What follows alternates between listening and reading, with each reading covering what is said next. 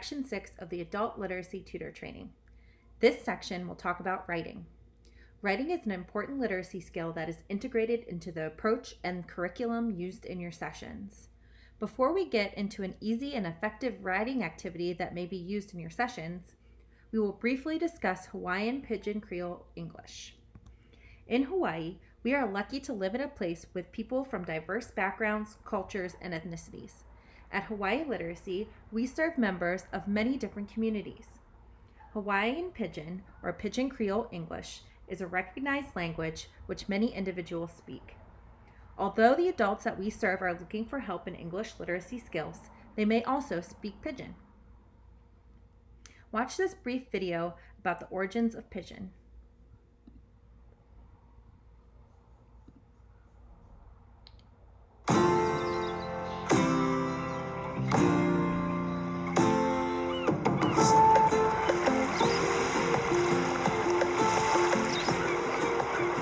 Oh, you know what? Babe, you go on boat, all right? John, you go on boat. Go on. Time you go two, you're on three. You guys go this side. It seems like the other day, I'm go about 3 times, but when you're coming down spring sometimes, then lengthen out.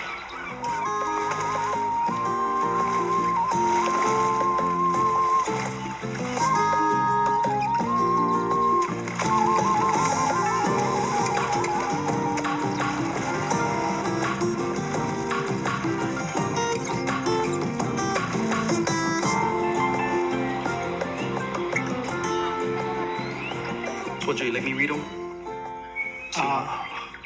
I go read them. This is the second time. People think Pigeon one language. Yeah, that's my language. That's the language of my heart. Maybe I don't use them every day because I don't see people who only speak Pigeon, so I just speak to them or talk to them in standard English. But if somebody talk ladies to me, just come natural for talk. I guess because was from small kid time, that's how I was talking. It's the language of Hawaii. I don't want to say the Hawaiian language not important. That's the indigenous people's language, and that's great. But the Hawaii we know today, for all the immigrants that come from all over the place, Japan, Philippines, China, Portugal, when come together, that's the language. Okay, people ask, what's Pidgin? Pidgin one language we talk in Hawaii. More than half the people here. Different from Hawaiian. Maybe a little bit like English, but get all kinds of stuff from other kind of languages mixed in. Like from Hawaiian, Cantonese, Portuguese, Japanese, Korean, Filipino. You know, other people when work the plantations. At the time when they started the plantations in Hawaii, the power on the plantations were primarily English speakers. The immigrant groups do not know each other's language. They're different languages. So in order to communicate with each other, they are using English or whatever English they can hear. So let's say a Japanese immigrant and a Portuguese immigrant trying to speak English to each other, but throwing in features from their own first languages as well. That's how Pidgin start. One of the interesting features about Pidgin, it has to get vocabulary from somewhere. So one of the things it does is it borrows a lot of vocabulary from the languages around it. I can sort of hear my grandmother saying stuff. It's something like, you raiki banana, you wiki wiki kau kau mai tai. The meaning of that, you raiki banana, if you want this banana, you wiki wiki kau kau. You quickly eat it, mai tai, it'll be okay.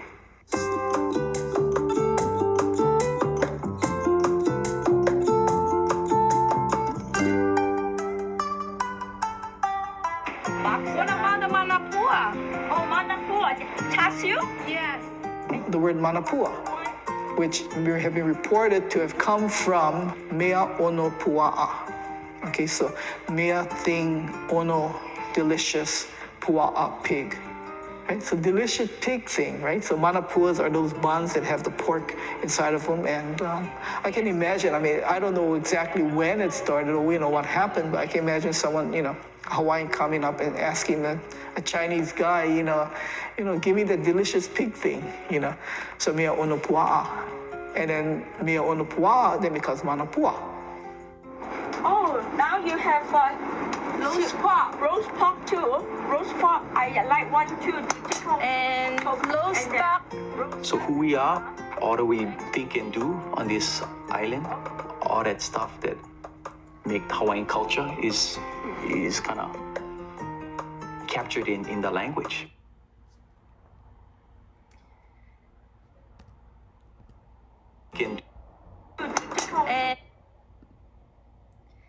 At Hawaii Literacy, or as a Hawaii Literacy tutor, your learner may also speak Pidgin.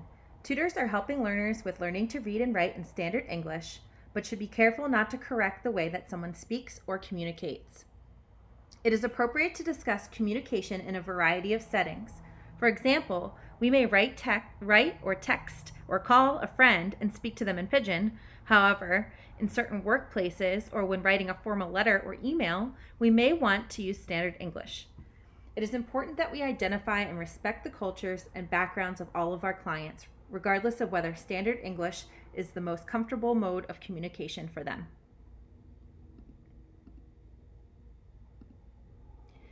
On this slide, you see the writing process. There are some learners who are very interested in developing their writing skills and may use this process to refine their writing. There are other learners that are not as interested in developing this skill at an advanced level and may not find this helpful. Talk with your individual learner to learn more about their goals related to writing. You can find a variety of activities online using a Google search or ask program staff for other workbooks and resources we have on hand. Some learners want to work on handwriting, and we have resources for that as well. There's one particular writing activity that I would like to share because it is a favorite among our tutors and learners. It requires no preparation and can be done at any time. Many tutors and learners will do this activity if they have extra time at the end of their session. This next video demonstrates the writing strategy called the Language Experience Approach.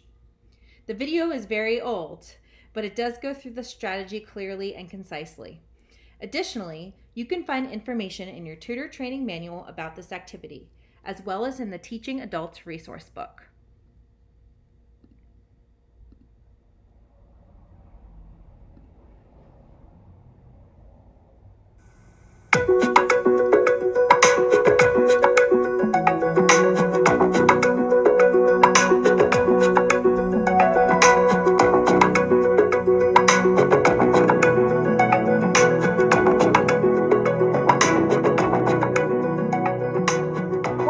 Jobs as a tutor is to help your student relate the skills of reading and writing to his own life.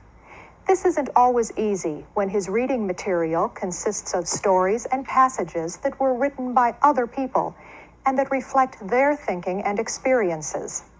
Sometimes their experiences or ways of expressing themselves are quite different from those of the student. Reading can come alive for that student only when he realizes that it can reflect his experiences too. Every student needs to learn that he can think about many things. What he can think about, he can talk about with others. What he can talk about, he can write about. And what he can write, he can read, and so can others. Notice the steps in the process. Can you relate it real well to Carla in the last lesson that we had? Do you know of anyone that's a single parent raising children? Yes, I do. Who? Me. Oh, well, tell me about your kids. Well, I got two kids, 4 and 6. Mm-hmm. And, I do everything I can with those guys. Well, that's really good. I tried to influence my son coming with me and instead of going with his mother one day. Mm-hmm. Me and his brother had fun. Ken tells Mary about something that happened to him. Well, let's try and get some of this down on paper. I'll write it out, and you'll have to go kind of slow, though. Okay. Okay? So how would you like to start it? Okay, I tried to influence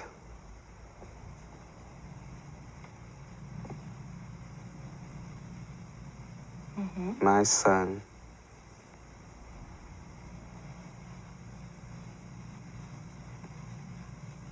into coming with me. Mary then reads the story back to Ken for corrections. Okay. Now, I'm going to read this back to you, and then you'll let me know if I have everything on here correctly. Okay. And then at that time, then we can change it if I have something wrong here. Okay, fine. Okay. I tried to influence my son into coming with me, but he said no. I'm going with Mommy. I told him that he was going to be bored, but I couldn't influence him to come with me. Does that all sound right? Yes. Okay. Now Mary reads the story Ken, I'll again, read but a one sentence. sentence at a time, and Ken reads each sentence after her. I tried to influence my son into coming with me, but he said no, I'm going with Mommy. I tried to influence my son into coming with me, but he said no, I'm going with Mommy. I told him that he was going to be bored, but I couldn't influence him to come with me. I told him that he was going to be bored, but I told... Then Mary asks Ken to read the whole story aloud. I tried to influence my son into coming with me, but he said no, I'm going with Mommy. I told him that he was going to be bored, but I couldn't influence him to come with me.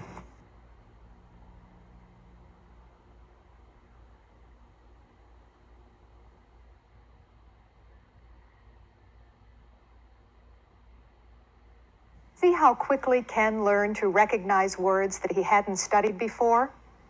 That's because they're his own words. Mary knows that there are many other ways that she can use his story. Let's watch her use it now to ensure that Ken can read those words in other places. Now, are there any words on here that you'd like to study more? Yeah, influence. Okay. Now, why don't you underline that for me? Okay. Any others? Tried. Okay.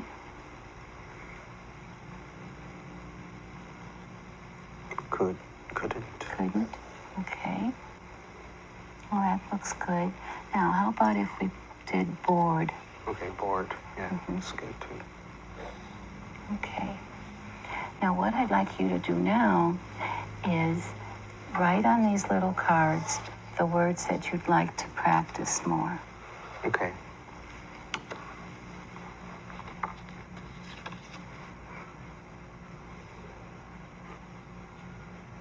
Okay. Now, you're going to place the cards under each word that it says, and then you'll say that word. Couldn't. Okay.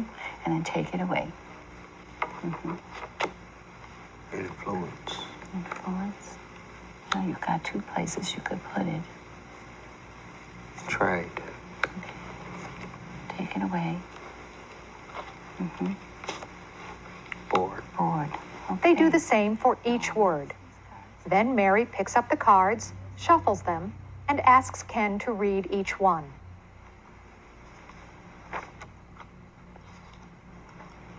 Couldn't.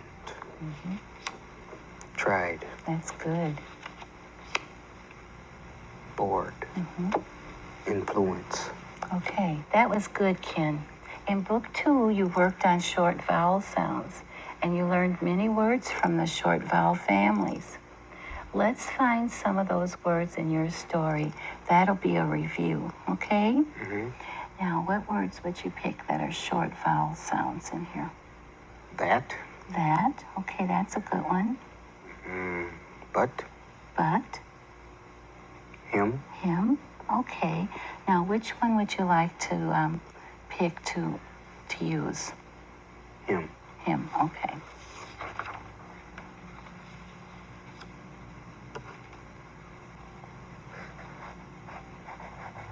Now, what vowel is in him? What short vowel? I. I, okay. Now, what is the sound for I Yeah. in him? good. Now let's see if we can make some more words by changing the first letter in him. Okay. Swim. Swim. That's good. Tim. Tim.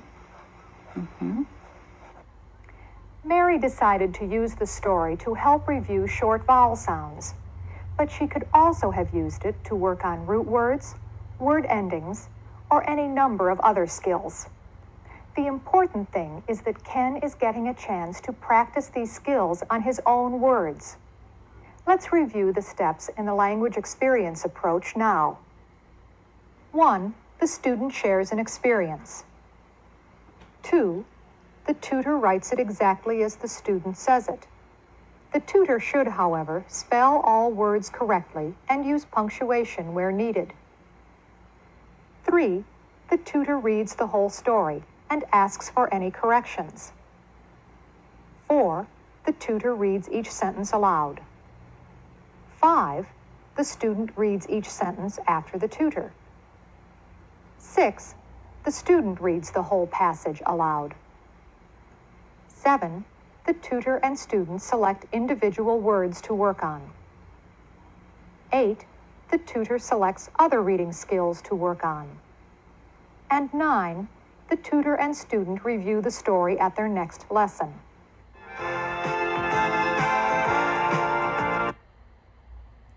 We are happy to discuss the language experience approach with you further.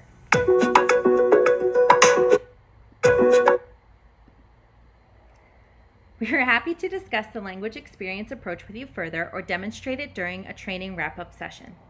This ends Section 6 on writing. Please take the corresponding quiz before moving on.